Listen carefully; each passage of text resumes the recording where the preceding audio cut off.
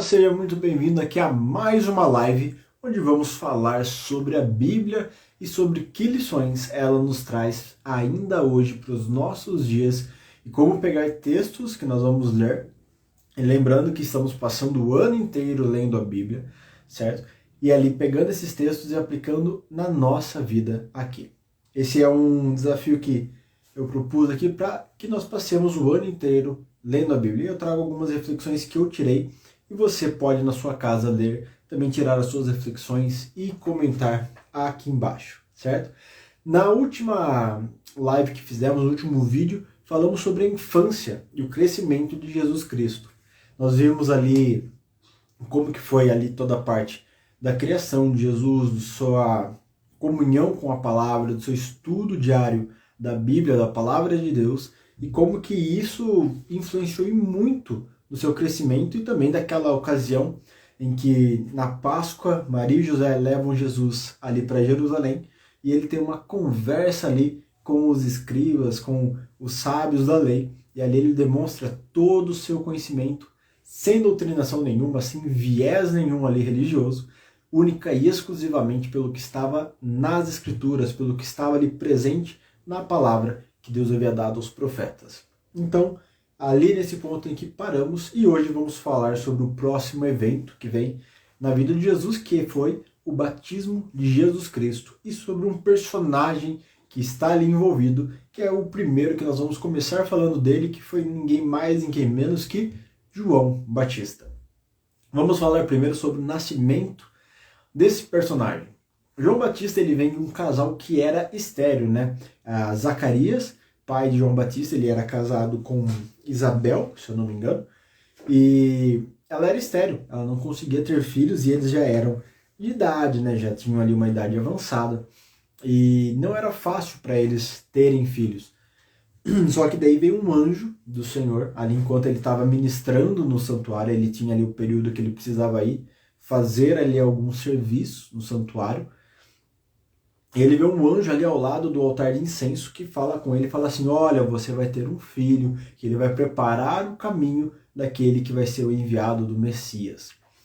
Zacarias, que estudava, né, as escrituras, tinha um conhecimento, sabia que estava muito próximo à vinda do Messias, mesmo sabendo todas essas coisas, diferente de Maria, ele duvida, ele não simplesmente fala assim: ó, seu servo está aqui, me usa, né, aceita aí a sua palavra. Não, pelo contrário, ele duvida sobre essa questão do anjo, porque ele já era de uma idade mais avançada, era mais velho, sua esposa também, provavelmente já haviam tentado ter algum filho há muito tempo, né? Eles tentavam e não conseguiam. Então, para ele era praticamente impossível. Então, ao invés de simplesmente ele aceitar o que o anjo estava falando, ele duvida e fala assim: como que eu vou saber que essas coisas realmente vão acontecer, né? Tipo assim, me dá um sinal, sabe? Tô tão calejado com as coisas que estão acontecendo que eu preciso ali de um sinal para confiar, para saber que isso vai acontecer. E ali, pela sua dúvida, pelo sua falta de fé e confiança na palavra de Deus, ele fica sem falar ali até que o seu filho nasça, até que João Batista nasça. E ele recebe algumas instruções de como ele deveria criar João Batista, sobre o modo de viver, sobre a alimentação, sobre algumas coisas ali que implicariam em muito no crescimento de João Batista, e não só nisso, mas também em todo o seu ministério. João Batista ele tinha que preparar o caminho para o Cristo, então ele não tinha uma missão qualquer, ele não poderia ser uma pessoa na média, ele tinha que se sobressair em muitos aspectos.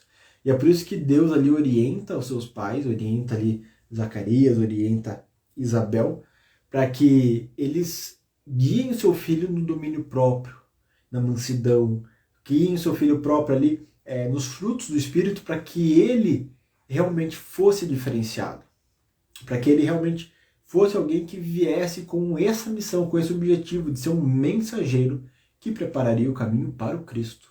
Então, ele não frequentou uma escola de sábios ali, a escola dos profetas, né, que nós já falamos alguns vídeos atrás, que praticamente era ali um direito dele, né, como filho de Zacarias, tudo. Provavelmente ele, se em outras ocasiões ele frequentaria essas escolas, sofreria toda a influência das tradições da época, tradições feitas por homens.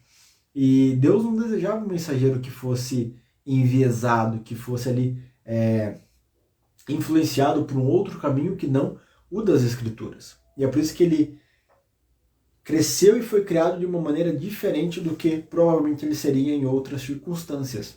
Nós vemos que João Batista ele foi criado muito próximo ali ao deserto, à natureza, a um local árido, a um local difícil e que representava muito bem o povo de Deus naquela época. Né? Um deserto, um local sem muita coisas boas, né? Como o povo estava afastado de Deus numa apostasia muito grande e isolado assim em partes da sociedade, isolado em partes dessas pessoas que seguiam muita tradição cristã, muitas vezes deixando de lado a palavra de Deus. Ele conseguiu estudar as Escrituras de uma maneira que talvez de outro modo ele não conseguiria. Ele conseguiu entender as profecias que apontavam para o Cristo, né? E ele conseguiu moldar o seu caráter e a sua religiosidade de acordo com a natureza e com as Escrituras, sem tradição humana, sem cultura, sem nada envolvido. E é por isso que ele atrai várias pessoas da cidade para o deserto quando ele começa ali a falar. Né? Ele chamava o povo para um arrependimento, ele chamava o povo para que eles se reconciliassem com Cristo. É semelhante a uma plantação em que antes de você colocar a semente, você tem que preparar o terreno. João Batista veio com essa missão, preparar o terreno para o Messias plantar a semente. Então ele veio ali com um discurso, com uma pregação de arrependimento, de voltar para os seus caminhos. E quantas pessoas se arrependeram?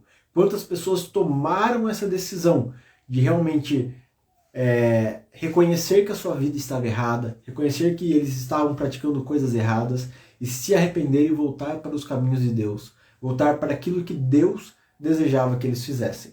Quantas pessoas não foram influenciadas ali pela pregação de João Batista? Mas aí vem uma questão. Do mesmo modo em que muitas pessoas foram influenciadas e impactadas por esse sermão, outras queriam surfar na onda, queriam tirar ali algum proveito dessa pregação de João Batista. E é por isso que muitos ali provavelmente foram, escutaram as pregações, mas entrou por um ouvido e saiu pelo outro. Muito provavelmente se batizaram, desceram as águas, né? E ali o batismo ele vinha ali como um sinal do arrependimento, um sinal de uma transformação, de uma nova vida. Só que essas pessoas simplesmente fizeram isso talvez para ter mais influência na comunidade em que viviam, para talvez ali pensar em tirar algum proveito de João Batista, se ele fosse alguém importante, porque eles viam que várias pessoas vinham atrás de João Batista, várias pessoas queriam se tornar aprendizes de João Batista, porque eles viam verdade naquilo que João Batista pregava. Só que quando João Batista percebe isso, porque afinal ele não era nenhum bobo, né? Ele sabia das intenções da pessoa, ele percebia se a pessoa estava sendo sincera ou não. É por isso que ele era muito forte em vários momentos do seu discurso, e ele fala, né? Raça de víboras, quem que falou para vocês virem aqui? Quem que falou para vocês se arrependerem dos seus pecados? Ou seja, o que vocês estão fazendo aqui se vocês não estão em coração sincero aqui para fazer isso, né? Vocês são uma raça de víboras, é assim que ele denomina ali muitas pessoas que vinham até ele buscando esse batismo, porque não era com sinceridade no coração que eles se chegavam a João Batista, não era com essa sinceridade. E é engraçado como quando você para e vê, né, provavelmente essa mensagem de João Batista estava se espalhando tanto e atingindo tantas pessoas, e principalmente nos locais mais afastados, mais simples, nos locais mais rejeitados pelas grandes cidades, pelos grandes governantes, né? Que era o caso de Nazaré. Nazaré era uma cidade ali afastada, era uma cidade rejeitada. José escolhe ela justamente para deixar a sua família em segurança, inclusive Jesus, por tudo que havia acontecido, o massacre ali em Belém das crianças menores de 2 anos. E quando a mensagem chega até Nazaré, que Jesus escuta que há uma pessoa pregando no deserto, chamando ao arrependimento, tudo, ele entende que era o chamado para o início do seu ministério.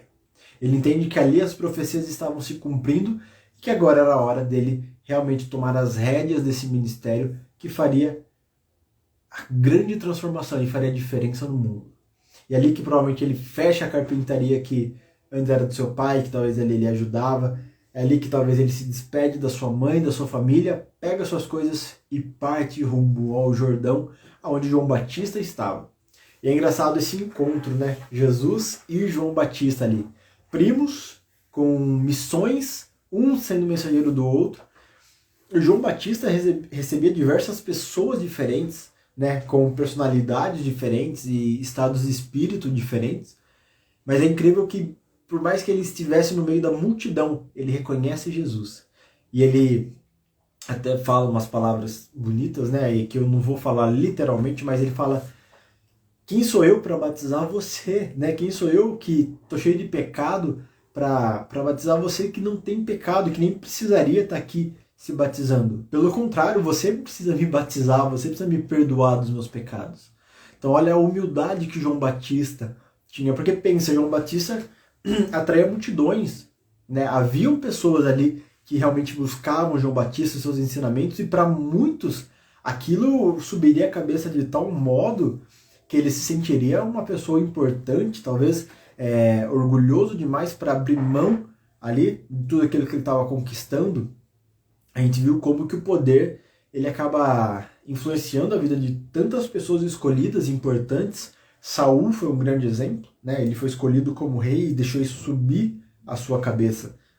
Mas eu acredito que quando nós lemos e entendemos o modo de criação que João Batista recebeu, toda a parte do controle, do domínio próprio que ele foi criando e foi trabalhando e desenvolvendo em toda a sua vida, foi fundamental para que nesse momento ele olhasse para Cristo e entendesse: agora é hora de eu tirar meu time de campo, eu já fiz o meu trabalho e agora é com Cristo, agora é com o Messias, e ele vai dar continuidade aqui nesse ministério, ele vai dar continuidade aqui no plano da salvação. Olha que humildade, que abnegação, você realmente abrir mão de tudo aquilo que você estava construindo, porque agora chegou o momento de passar o bastão.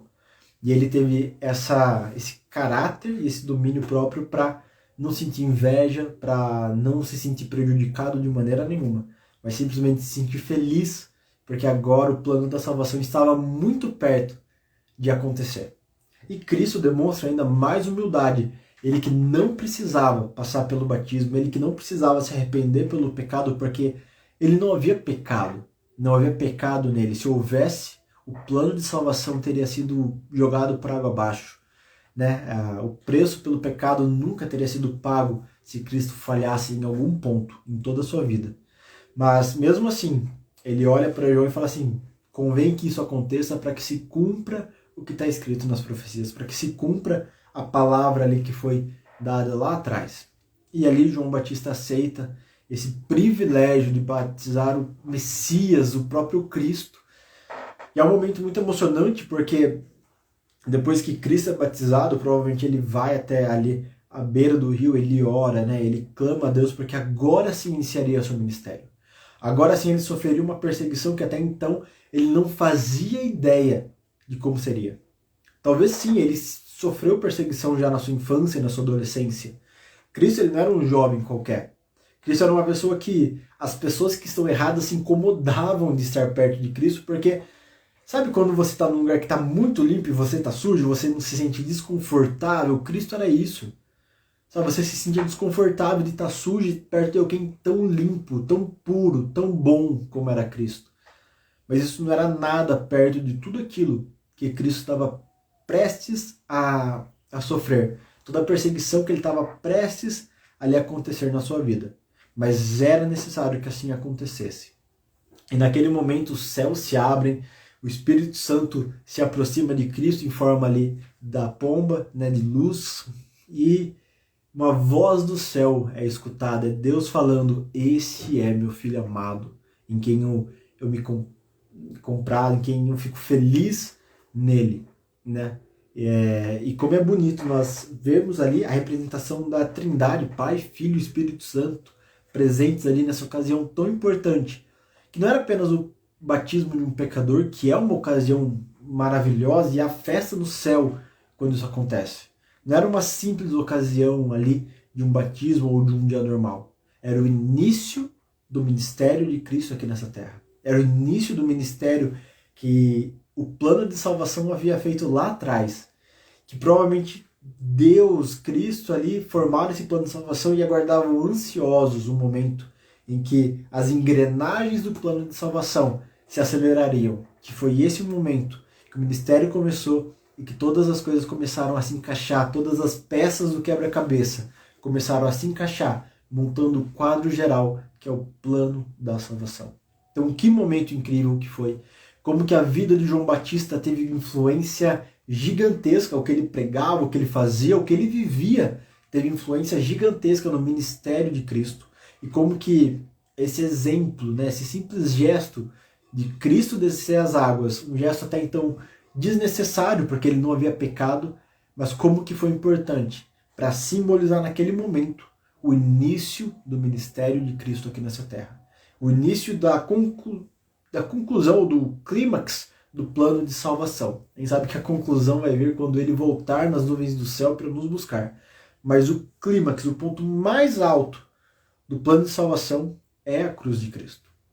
E olha como que é interessante você ver um povo, um mundo em que se separou de Deus através do pecado, agora se reconecta com Deus através de Cristo, através do seu ministério, através da sua vida. Então isso aí, as lições que ficam para nós hoje, para os nossos dias tenha domínio próprio. Nós estamos numa sociedade que é muito imediatista, né? Você precisa ter o prazer imediato, você precisa ter as coisas na hora, é aquilo que eu quero, é aquilo que eu preciso, vou. Sabe, nós vivemos as pessoas são muito hedonistas, buscam o prazer próprio acima de qualquer coisa. Ah, se isso me dá prazer, eu quero. Ah, se isso me faz bem, eu quero. Sem se preocupar com o amanhã, sem se preocupar com os prejuízos, sem ter domínio próprio nenhum. Então, cuidado com isso. Pratique o domínio próprio, que é algo que Deus nos pede através da sua palavra, para termos esse domínio próprio, dominar o nosso eu, as nossas paixões, aquilo que tanto nos faz bem, aquilo que tanto enche-nos com essas coisas. Né? Então, que você pratique o domínio próprio, que você possa deixar os viés humanos de lado quando você for estudar a Bíblia, independente do que religião A ou B, ou pastor A ou B fala, estude a palavra de Deus com a mente aberta, tentando entender o que Deus fala através da Bíblia. Não porque fulano falou A ou porque o outro falou B. Busque na Bíblia as respostas. Busque na Bíblia aquilo que o que você quer encontrar. E use a Bíblia realmente como guia da sua vida. E tire as suas conclusões por ela, e apenas por ela. E também pela criação de Deus, a natureza, o pôr do sol, os animais. Olhe na natureza, como que a natureza trabalha, e tente se manter em contato ao estudar a Bíblia, porque a criação de Deus é um dos grandes sinais ali desse Deus que é criador. É na natureza, é na sua criação que nós encontramos as digitais do nosso Deus, o nosso Criador e Salvador. E saiba que a humildade é uma das grandes coisas, uma das grandes qualidades que infelizmente o nosso mundo carece. Porque quando nós vemos uma pessoa humilde, chega a ser diferente. O modo como a pessoa fala, o modo como a pessoa age, sem buscar glórias para si, assim como João Batista foi ao passar o bastão para Cristo, e assim como Cristo também foi ao aceitar ser batizado ali por João Batista, ao aceitar ali realizar esses passos que até então eram desnecessários para ele, mas simbolizando a sua entrega, o seu sacrifício por nós. E que a gente sempre possa lembrar que assim como João Batista fala, eis o Cordeiro de Deus que tira o pecado do mundo. Ainda hoje o Cordeiro de Deus, que é Cristo, que é Jesus, tira o pecado do mundo. Tira o meu pecado e o seu pecado. E é isso que ele deseja fazer na nossa vida. Então que você possa entregar completamente a sua vida para Cristo. Que você possa entregar completamente a sua vida para esse Salvador maravilhoso que temos, que entregou a sua vida por mim e por você. E que através dele nossos pecados sejam limpos, nossa vida seja transformada e que as nossas ações possam realmente dar frutos bons, frutos que o Espírito Santo traz para a nossa vida. É isso aí, pessoal. Eu espero que você tenha gostado, espero que você tenha curtido. E eu vejo você na próxima live, onde vamos continuar falando sobre Jesus Cristo agora, ali no deserto, as tentações e tudo que vem ali depois. Um grande abraço, fique com Deus e eu vejo você na próxima live.